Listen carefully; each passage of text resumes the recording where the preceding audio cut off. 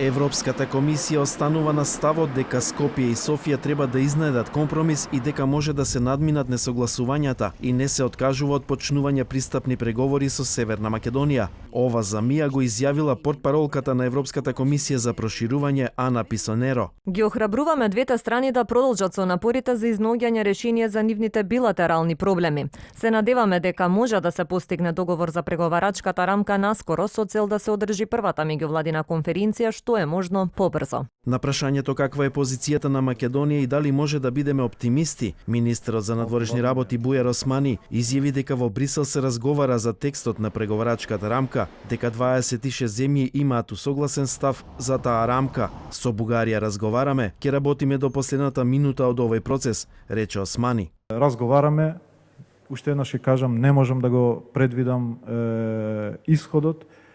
Остануваат уште малку денови до првиот обид.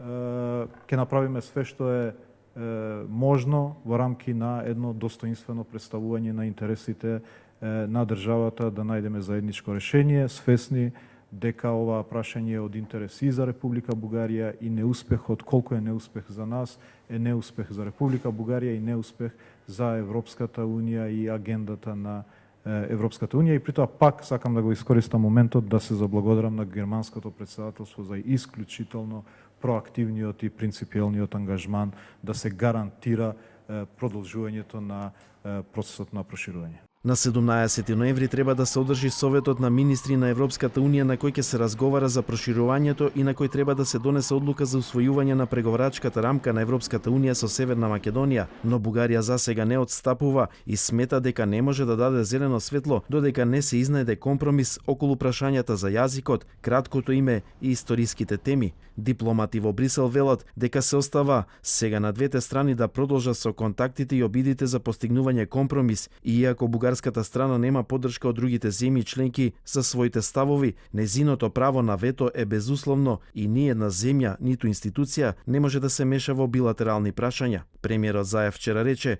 дека деновиве ќе се засилат разговорите со Бугарија и се надева на решение непосредно пред Министерскиот совет на Европската Унија во вторник.